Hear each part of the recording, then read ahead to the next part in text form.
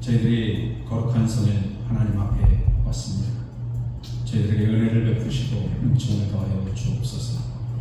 십자가의 보혈의 은혜가 우리 안에 샘처럼 흘러넘치게 하여 주셔서 우리의 삶이 변화된 삶을 살아가기에 부족함 없도록 주님 도와주시고, 하나님을 사랑함의 표현이 우리의 마음속에서 우리의 행동으로 옮겨지도록 주님 역사하여 주옵소서.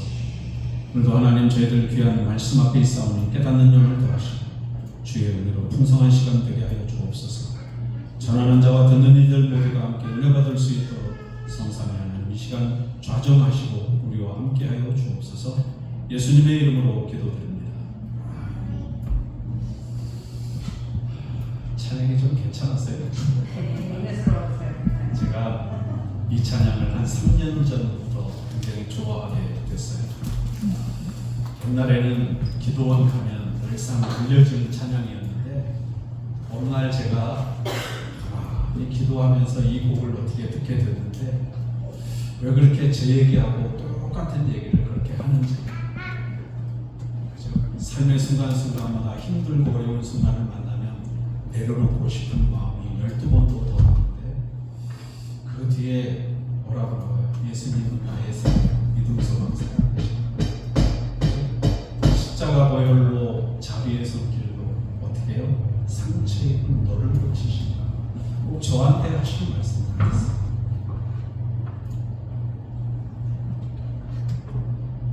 그래서 아침에 와서 연습을 열심히 했어요. 제가 여러분 이 말을 써도 되는지 모르겠는데 영광인 줄 아세요? 제가 머리털 나고 처음으로 혼자 특송을 하는 차이는 지금 여기서 한 겁니다. 다른 데서는 일체 안 했어요. 네, 저도 기쁘지만 여러분들도 그런 걸 곡을 들으셨다는 거. 아침에 와서 열심히 할 때는 잘 됐거든요. 목이 메어서 그런지 이 찬양을 부르면 항상 그렇게 눈물이 흘러요. 여러분, 제가 고백 하나 할까요? 10살 전에, 제 나이 10살 전에요, 죽음에 대한 생각을 했다 그러면 믿으시겠어요? 10살 전에 그냥 죽음에 대해서 사람이 죽는가 보다 그렇게 생각을 하시겠지만 그런 의미가 아니라 나 이제 이 세상 그만 살고 싶다 이런 생각을 제가 10살 전에 했어요.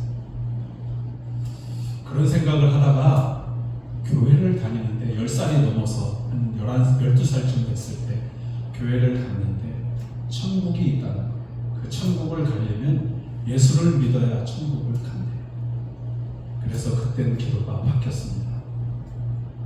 뭐라고 바뀌었냐면 하나님 나 좀 데려가요. 그렇게 기도가 바뀌었어요. 교회 가기만 하면 예배 끝나고 나서 기도하는데 그 기도가 다른 기도 생각나지 않고 그 기도가 제 기도의 전부였습니다. 이해가 되세요? 어린아이 하나가 죽음을 두고 기도하고 있었다는 게 여러분 상상이 됐어요. 그런 여러분들도 삶의 어려움을 경험했고 많은 환난을 경험하시고 이 자리에 앉아 계시겠지만 저희 부모님의 말씀에 의하면 제가 걸어다니기 시작할 3살, 4살 때부터 아버님 손을 붙들고 동냥하러 다녔대요. 저는 그 돈 구경도 못했습니다. 군것질거리 하나 사먹지도 못하고 그렇게 인생을 살아서 그런지 9살쯤에 그는 죽는 게 소원인 사람이었습니다. 그리고 예수를 믿고 그 얘기를 듣고 나서부터 하나님 나 좀 데려가요 기도 제목이 됐어요. 상상이 되세요? 제가 어린 나이에 그런 생각을 했다는 게 지금은 참 바보 같은 거 이러고 속으로 생각을 해요. 그런 생각이 언제 없어졌냐? 그런 생각을 계속 갖고 살았어요. 중학교 들어가서도 그렇게 생각하면서 살았고요. 그게 저의 오직 유일한 기도였습니다. 빨리. 어느 날 제가 세례받은 교회로 옮기게 됐어요. 이사를 가서 거기 가서 봤더니 수련회를 간다고 그래요. 그래서 수련회가 뭔가 그랬더니 가서 보니까 가서 예배도 드리고 프로그램도 하면서 성경 공부도 하고 이런 걸 많이 하더라고요. 가서 친구들하고 있으니까 마음이 좀 괜찮아지는 거예요. 조금 여유로워지고 그러니까 친구들하고 어울리기 시작하니까 내가 혼자가 아닌 것 같고 그래서 교회 생활을 참 열심히 했습니다. 그때부터는 수련회 간다 그러면 선발 때, 후발 때부터 해가지고 교회 봉사라는 봉사는 다 하니까 교회 담임 목사님이 이제 일부에 또 성가대를 세우고 싶은데 어른들은 적으니까 안 되고 아이들 중고등부가 했으면 좋겠다 그래서 성가대원을 찾는데 저를 찾으시더라고요. 제가 찬양을 되게 못하는데 제가 노래는 잘 못해요. 은사를 안 주셔가지고 그랬는데 성가대로 뽑으세요. 그래서 내가 그때부터 베이스만 했습니다. 제가 하이 퀄리티는 못 올리는 것 같고 이상해가지고 그래서 열심히 봉사를 했어요. 그랬더니 그런 마음들이 조금씩 수그러드는데 역시 제 안에 잠재해 있는 건 역시 죽음에 대한 생각뿐이었습니다. 아마 자살이라는 단어를 들었거나 아니면 누가 자살했다더라라고 하는 얘기를 한 번이라도 들었으면 그 길을 선택했을 가능성이 노후한 사람이었습니다. 사는 게 참 고달프고 힘들고, 그게 여러분 내 미래가 없다고 생각하면 더 그래지더라고요. 내가 나중에 커서 뭐를 해야지 이런 생각이 없이 그냥 하루하루 숨 쉬면서 살고 아침에 눈 떠지면 일어나서 살고 이렇게 살다 보니까 삶의 의미가 없고, 그러던 중에 그렇게 열심히 교회 생활을 하면서 조금씩 가라앉더라고요. 참 기도도 열심히 했습니다. 무슨 기도를요? 죽음에 대한 기도. 하나님은 죽게 안 놔두시다. 어떻게 해서 교회를 떠났다가 다시 돌아오게 됐는데요, 그때는 하나님이 기도를 시키시는데 아주 웃긴 게요, 내 미래에 대해서 어떤 과거에 대해서 이런 걸 기도시키시는 게 아니고 하나님이 기도를 시키시는데요, 술, 담배 끊게 해달라고. 제가 술은 많이 안 먹었는데 호프집에 들어가면 문 열 때부터 시작해가지고 닫을 때까지 마시기는 했습니다만 많이는 안 먹었어요. 그런데 담배는 정말 하루에 2갑 이상을 피웠어요. 적게 필 때가 1갑 반. 그러면 한 15분에 한 대씩 피게 되거든요. 그게 교회를 다시 나가니까 가책이 돼서 끊으려고 하는데 안 끊어지는 거예요. 그러다가 열심히 꾸준히 기도를 했어요. 그런데 그거 안에서 제가 은혜를 받고 꼬꾸라지게 됐어요. 딱 이만한 교회였어요. 그때는 바닥에 아무것도 없이 그냥 양탄자를 깔아놓고 거기 앉아서 예배를 드리는데 안차의 기도를 딱 받고 났더니 제가 거기를 떼굴떼굴 부르면서 일어나 보니까 35분을 기도하면서 얼굴에 눈물과 콧물이 뒤섞여가지고 막 형편없이, 그리고 집에 딱 가가지고 담배를 한 대 딱 피려고 그러는데요, 웬걸요 담배가 안 받는 거예요. 그날부터 담배를 끊고 나니까 끊게 됐어요. 그러면서 이제 더 열심히 하나님 앞에 기도하게 됐어요. 이런 분이 하나님이시구나 그러면서. 그리고 기도를 하는데 하나님이 저한테, 제가 어릴 때 이런 데 앞에 앉아가지고 이렇게 목사님을 쳐다보면서 설교를 들으면서 서원했을 때의 모습을 떠올리게 하시고, 너 목사 되기로 했잖아. 그래서 그 얘기를 듣고 너무 감동스럽고 감격스러워서 그때부터는 죽음에 대한 생각을 아예 끊어버렸어요. 그래서 그때부터 그 사명을 위해서 막 달려가기 시작하는데요, 웬걸 예수님 만났고 예수님이 나를 그렇게 회복시켜 주셨으면 내 인생이 좀 잘 풀려야 될 것 같은데 웬걸요 똑같아. 사람들하고 부딪히니까 더 어려운 일들이 생기고요, 약한 사람이고 나이가 어리니까 무시하는 일들이 굉장히 많이 일어났었어요. 제 어릴 때는 가서 일을 하면 하루 예를 들어서 아파서 결근하고 하게 되면 3일치를 깐대요. 그런 불합리함 속에서 살다 보니까 이게 너무 한숨이 나옵니다. 그래도 어떻게 해요? 하나님이 그때 사명감을 다시 깨닫던 때를 알려주셨으니까 감당하는 거예요. 그때부터. 그래서 죽음이라는 것에 대해서 생각을 잊어버리게 된 삶을 살았어요. 제가 왜 이런 말씀을 드리면서 무겁게 시작하느냐 하면 이유가 다 있죠. 오늘 흔히 여러분들이 아시는 탕자의 비유를 말하려고 합니다. 오히려 제가 탕자의 비유라는 말보다는 뭐라고 제목에 적었어요? 2 아들이라고 하는 말을 설교 제목을 적었어요. 그 의미가 이제 뒤에 나올 거고요. 지금부터 탕자의 얘기를 잘 들어보세요. 탕자가 아버지에게 찾아가서 아버지가 돌아가시면 우리한테 돌아올 재산이 있잖아요. 그걸 분깃이라고 그러고요. 일본말로. 그 분깃 있잖아요. 그 분깃 나 좀 챙겨주세요. 나한테 올 거 나한테 좀 미리 주세요. 아버지가 아무 소리 안 합니다. 그리고 그 아들한테 돌아갈 분깃을 떼어서 줍니다. 그리고 성경은 각각이라는 표현으로 큰아들에게도 준 표현을 쓰고 있어요. 자, 분깃. 이때 둘째 아들은요, 한국의 옛날 풍속하고 똑같습니다. 큰아들에게는 70%가 건너가고요. 유대사회에서 풍속상 70%가 건너가고요. 작은 아들은 30% 건너가요. 형제들이 많아도 똑같습니다. 70%는 무조건 큰 형이 가져요. 장남이 가져요. 그리고 나머지 30% 가지고 나눠서 갖는 거예요.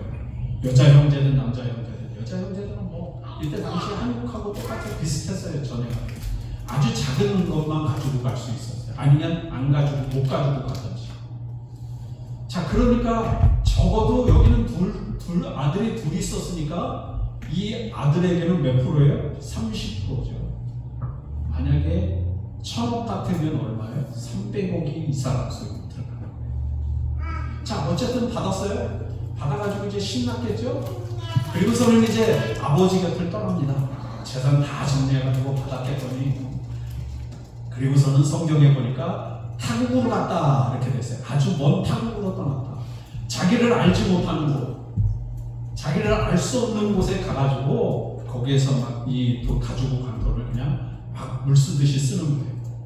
여자도 데리고 오고 친구들도 데리고 오고. 돈이 많으니까 돈 많은 줄 알면 사람들이 서로 찾아다니잖아요. 그죠? 자, 그렇게 이렇게 지내요.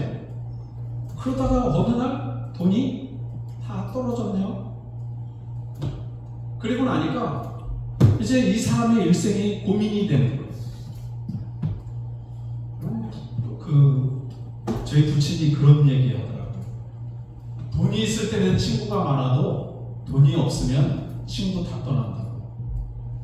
술 마시자고 그러면 친구들이 모여드는데 술 안 마실 때는 친구들이 얼굴도 하나 안 보이는데. 그러면서 그런 비유를 얘기를 하시더라고요. 마찬가지입니다. 탕자가 돈이 많았을 땐, 이 둘째 아들이 돈이 많았을 땐 외국이어도 타국이어도 사람들이 많이 몰려들었어요. 근데 돈이 떨어지고 나니까 주변 사람들이, 아는 사람들이 다 떠나고 혼자 남겨져요.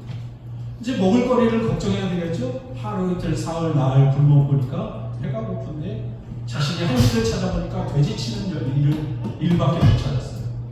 그래서 돼지를 칩니다. 무엇 때문에 돼지를 치는 일을 시작했냐면 돼지가 먹는 쥐염 열매를 그걸 먹으려고.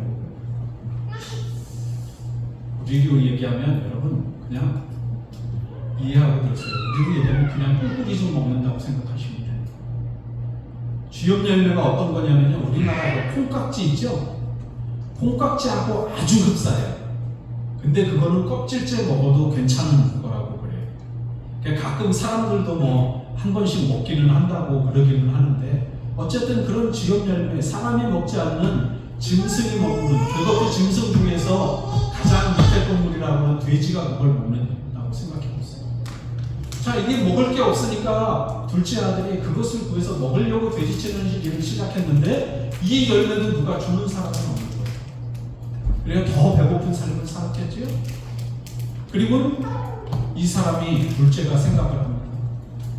더 배가 고프니까, 야, 우리 아버지 집에는 일하는 품꾼조차도 먹을 게 풍성하고 많은데,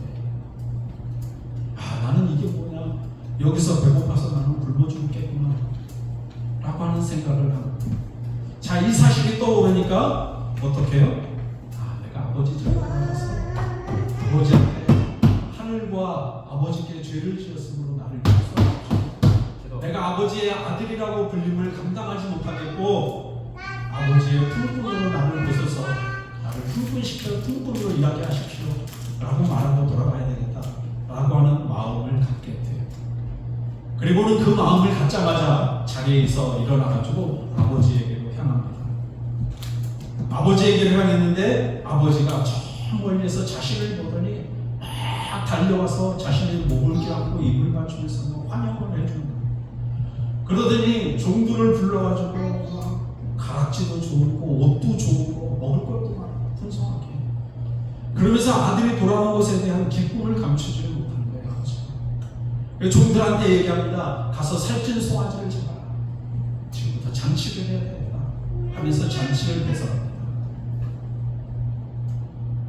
자, 탕자의 얘기를 하면 보통은 목사님들이 설교를 이 부분 가지고 많이 여기 안에서 도출을 많이 해야 됩니다. 그렇죠? 저는 이 얘기를 하려고 하는 게 아니에요. 자, 그 다음에 큰 아들이 있습니다. 큰 아들이 둘째가 나가서 사는 걸 들었는지 어떻게 됐는지 알고 있었던가 봐요. 자, 둘째가 막 집에서 밭에서 열심히 일을 하고 오니까 집에서 막 풍악 소리하고 사람들이 춤추고 막 기쁨에 차서 막 시끄러운 소리가 들리는 거예요. 그래서 이 큰 아들이 종을 불러냅니다. 야, 이게 무슨 일이냐? 물었더니 종이 하는 말이 당신 동생이 돌아와서 건강한 모습으로 그것도 돌아와가지고 기쁨을 감추지 못해서 당신 아버지께서 송아지를 잡아서 지금 이렇게 잔치를 해서라고 합니다. 자, 이 얘기를 듣고 이 큰아들은 마음에 뭐가 일어났냐면 이 성경에 보면 화가 났다. 자, 20절에 보면 그가 뭐하여 들어가고자 아니하여 라고 하는 말씀이 있습니다. 자, 이 상황을 보니까 이건 말도 안 되는 거예요. 동생이 돌아왔다고 자기가 생각할 때는 쟤를 내쳐도 시원찮을 방법인데 집에서 지금 잔치를 벌이고 있다고? 이건 말이 되나? 싶은 생각을 하는 거예요. 그러니까 그걸 보고 견디지를 못하는 거예요. 안에 분노가 가득했어요. 그러고 있는데 아버지가 그 모습을 보고 찾아와서 아들의 손을 잡아서 끌고 집 안으로 들여가려고 하니까 아들이 그걸 뿌리치면서 아들이 아버지에게 하는 말입니다. 아버지는 지금까지 내가 이렇게 열심히 일하고 어디 가지도 않고 쟤처럼 떠나지도 않고 아버지 곁에서 아버지가 하시는 말씀을 그렇게 잘 들어드리면서 내가 여태까지 고생을 했는데 나한테는 염소 새끼 한 마리 잡아서 잔치를 친구들하고 그렇게 잔치하라고는 안 하시면서 쟤한테는 살찐 송아지를 잡아줘. 이게 말이 됩니까? 이거 가능한 얘기예요? 예, 가능한 얘기예요. 아들 입장에서는. 왜냐하면 이미 들어서 둘째 아들은 타국에 가서 이미 창녀들하고 놀아나고 잔치하면서 실컷 즐기고 다 즐기고 있었다는 얘기를 이미 큰 아들은 알고 있거든요. 그러니까 이 상황이 도저히 이해가 안 되는 거예요. 그런데 여기에다가 두고 아버지가 하시는 말씀입니다. 아버지가 뭐라고 그러냐면 그래, 내가 갖고 있는 모든 게 다 지금 네 거잖아. 아들은 그 사실을 잊어버린 것 같아요. 둘째 아들이 돈을 달라고 그럴 때, 분깃을 달라고 할 때 각각 나눠줬다라고 하는 표현이 있는데 아마 큰 아들은 그걸 잊어버린 것 같아요. 그러니까 아버지가 그걸 다시 상기시켜주는 겁니다. 내가 가진 모든 게 다 네 거잖아. 그런데 네 동생은 죽었다가 살아난 아들일 뿐만 아니라 다시 돌아왔잖아. 그러니까 우리가 함께 즐기는 것이 당연해 라고 얘기를 합니다. 자, 여러분, 여기까지가 탕자의 비유의 마지막입니다. 보통은 둘째 아들이 돌아오는 장면까지 아버지의 사랑을 얘기하고 그리고 끝을 맺습니다. 그죠? 자, 조금 더 높은 차원에서 얘기를 하면 큰아들까지 얘기해요. 맞죠? 큰아들이 이렇게 분노가 나서 화를 견디지 못해서 그랬다. 성도들은 이런 삶을 살면 안 된다. 여기까지가 두 번째 단계입니다. 제가 세 번째 단계를 말씀드릴게요. 더 적은 모아야. 자, 여러분, 오늘 보셨던 본문의 11절을 보시죠. 11절에 뭐라고 시작하냐면 또 이르시되 라고 하는 말로 또라는 단어가 있는 걸 보게 돼요. 자, 이 또라고 하는 단어는 무슨 뜻이죠? 앞에 무슨 얘기를 하고 있는데 그거의 연장선상으로 비유를 들어서 지금 얘기하고 계시는 거구나 라고 하는 걸 알 수 있죠. 자, 그렇다면 이 앞에 무슨 얘기를 하고 있길래 10절 말씀에 보면 이런 말씀이 있습니다. 이와 같이 죄인 한 사람이 회개하면 이라고 하는 단어가 있어요. 말씀이 있어요. 자, 무슨 뜻이에요? 지금 이 두 아들에 대한 비유를 무엇을 말씀하시기 위해서 말씀을 꺼내셨어요? 회개하는 사람에 대한 얘기를 하기 위해서 이 아들에 대한 비유를 꺼냈다. 자, 이 말씀을 생각하시면서 지금 두 아들과 큰아들의 모습, 둘째 아들과 큰아들의 모습을 생각해보자. 오히려 둘째 아들은요, 회개의 측면에서 아주 건강한 신앙을 가진 사람이에요. 일반적인 신앙을 가진 사람. 왜냐하면 자기가 아버지의 분깃을 요구해서 떠났었어요. 그것을 어떻게 썼든지 간에 다 허랑방탕하게 쓰고 다 소진하고 자신이 갈 곳을 잃은 상태가 됐어요. 그때 떠올려진 게 누구네 집이에요? 아버지의 집이었고 내가 돌아가기만 하면 거기서 다시금 편안한 생활을 할 수 있겠구나. 비록 종으로 살아도 아버지 옆에서 지낼 수 있겠구나 라고 하는 생각을 했다는 거예요. 그래서 17절 말씀에 시작하는 말씀에 보면 이런 말씀이 있어요. 이에 스스로 돌이켜 이르되, 자기 스스로 내가 돌아가는 게 낫겠구나, 내가 아버지의 집으로 가는 게 낫겠구나 라고 하는 말씀을 하고 시작으로 하고 있습니다. 그러면서 이제 들려드린 말씀이 다 있고요. 그래서 20절 말씀에는 또 어떤 말씀으로 시작하냐면 이에 일어나서 아버지께로 돌아갑니다. 자, 여러분, 이게 회개입니다. 자신이 반성하고 뉘우쳤어요. 그리고 그대로 그냥 거기서 주저앉아서 사는 게 삶이 아니라, 그게 신자의 성도의 삶이 아니라 아버지께로 돌아가는 거예요. 원래 있던 자리로 자신의 위치를 되돌이키는 것, 이것이 바로 회개라고 하는 걸 알려주는 겁니다. 자, 그렇게 아버지의 집으로 돌아간 둘째 아들은 아버지에게 환영을 받고 굉장히 아버지의 기쁨에 찬 모습을 보게 되는 거죠. 그런데 큰아들은요, 큰아들의 모습은 어떻죠? 그 안에 말씀드린 대로 분노와 화가 가득했어요. 그리고 아버지를 향한 원망과 시기와 질투가 굉장히 가득했어요. 둘째 동생이요. 나는 한 번도 즐긴 일도 없고, 나는 한 번도 이렇게 즐기면서 산 적이 없는데, 쟤는 실컷 도탕진하고 돌아와가지고 아버지가 저렇게 잔치까지 베풀어주는 상황을 보니 말이 안 된다라고 이 큰아들은 생각합니다. 그러니까 둘째 아들도 용납을 못하지만 큰아들도 아버지도 용납을 못하는 거예요. 이해가 안 되는 거예요. 자, 이 큰아들에게 있어서 제일 큰 죄가 뭘까요? 아버지의 마음을 헤아리지 못하는 죄가 가장 큽니다. 자신은 계속 아버지의 곁에 머물면서 아버지가 하는 일을 도왔고 아버지와 함께 일을 하면서 재산을 키워왔는데도 아버지의 모습을 보면서 어떤 모습도 보지 못해요. 심지어 아버지가 집 나간 아들을 기다리느라고 집 밖에 저 멀리까지 가가지고 아들을 기다리는 모습, 서성거리는 모습을 봤을 텐데도 그것에 무감각한 아들이 큰 아들입니다. 자, 보세요. 이 큰 아들을 누구에 비유하냐 하면 또 성경을 보셔야 됩니다. 15장 1절에 가면 무슨 말씀이 있냐면요, 모든 세리와 죄인들이 말씀을 들으러 가까이 나오니, 2절 말씀에요, 바리새인과 서기관들이 수군거려 이르되.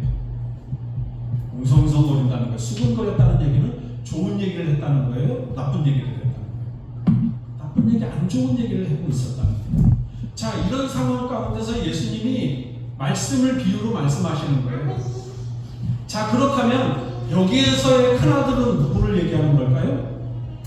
바리새인과 서기관을 향하여 하는 얘기입니다.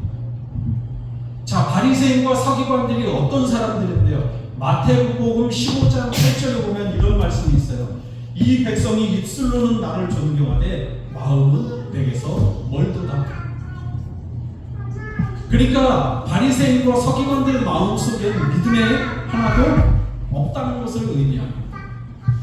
그렇게 예수님의 하나님의 말씀을 많이 알고 율법에 대해서 잘 알고 있다고 생각했는데 그들 마음속에 하나님이 계시지를 않아서 믿음도 없고 하나님을 섬기고자 하는 의도가 전혀 없다는 걸 뜻해요. 자, 제가 이것을 배우면서 전에도 말씀드렸죠. 형식적으로 신앙생활하는 사람들을 통해서 여기에다가 비유를 해요. 그래서 바리새인과 서기관들을 어디에다가 많이 표현하냐면 외식하는 자, 독사의 자식들, 그러면서 바리새인들과 서기관들을 나무라시는 예수님의 모습을 보게 돼요. 이런 모습이 누구하고 똑같다는 거예요? 큰아들의 모습하고 똑같다는 다시 말하자면 둘째 아들은 나가서 회개하고 돌아왔어요. 잘못을 뉘우치고 반성하고 돌아왔다. 오히려 이런 사람이 돼야 된다라고 하는 걸 예수님이 지금 비유로 말씀하시는 거예요. 그러니까 큰아들처럼 그렇게 그냥 자기 잘난 줄 알고 자기가 뭐든지 잘한 것 같고 믿음 생활도 열심히 한 것 같고 아버지 곁에 머물러서 뭐든지 아버지 마음에 들게 한 것 같고 이랬지만 실상 위기가 드러나니까 어떤 거예요?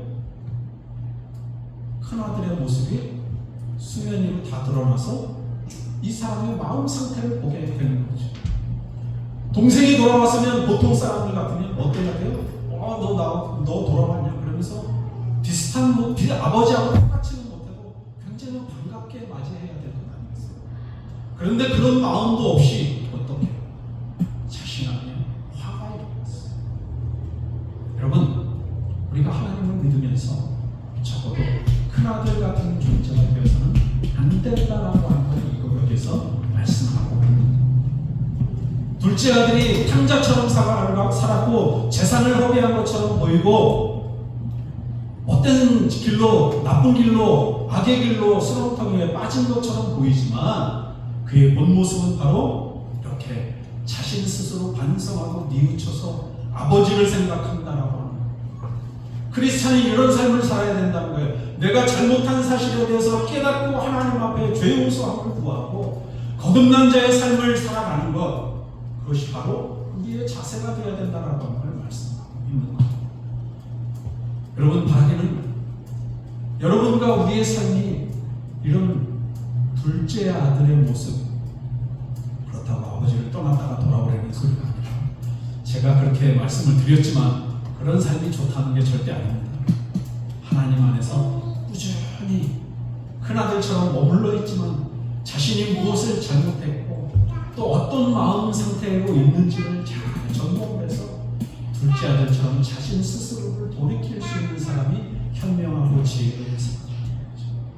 그런 믿음의 자세로 살아가는 것, 그런 믿음을 가져야 된다는 걸 예수님이 오늘 우리에게 들려주시는 말씀이라는 사실을 기억하시고 여러분들의 삶 가운데서 그런 믿음이 성숙함에 이르는 귀한 은혜가 있기를 주님의 이름으로 축복합니다. 제가 그래서 인생길 험하고 찬양을 부를 때 그렇게 부르면서 눈물이 나요.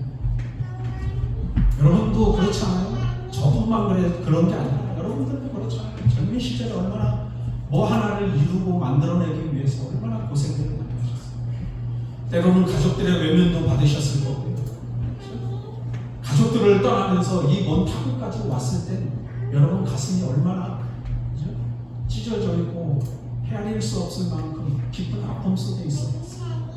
그러나 여러분, 아버지가 둘째 아들을 환영하듯이 하나님은 여러분들의 그런 마음을 다 위로하고 계신 분이라는 사실을 기억하시길 바랍니다. 그래서 우리에게 오직 믿음만 있으면, 소망만 있으면, 사랑만 있으면 늘 하나님 곁에 머무르기에 충분합니다. 저는 그래서 저 찬양을 부르면서 항상 몇 년 동안은 저 찬양 부르기만 하면 눈물을 흘리고 있어요. 여러분, 제가 이런 얘기를 말씀을 드렸지만 어쨌든 바라기는 우리 모두가 다 믿음 안에서 성숙한 사람들이 되시죠. 하나님께 기쁨을 드리는 사람들이 되시죠. 그런 사람이 되면 하나님이 다 모든 걸 잃어버리고 돌아왔지만 그래도 그 아들에게 다시 아들로 대하면서 모든 걸 채워주신 것처럼 하나님 우리에게 그렇게 은혜와 사랑을 베푸신다고 하는 사실을 기억하시고 믿음으로 승리하는 저와 여러분들 될 수 있기를 주님의 이름으로 축복합니다. 기도하겠습니다. 하나님, 불귀한 말씀 저희들에게 들려주심을 감사합니다. 믿음 안에 살도록 주님 도와주시고 언제나 하나님의 기쁨이 될 수 있는 우리의 삶이 되도록 인도하여 주셔서 우리 스스로를 돌아보며 나의 잘못된 삶을 돌이켜 하나님께 영광 돌리고 기쁨이 되는 그런 믿음의 성숙함에 이르는 사람들이 될 수 있도록 인도하여 주옵소서. 예수님의 이름으로 기도드립니다.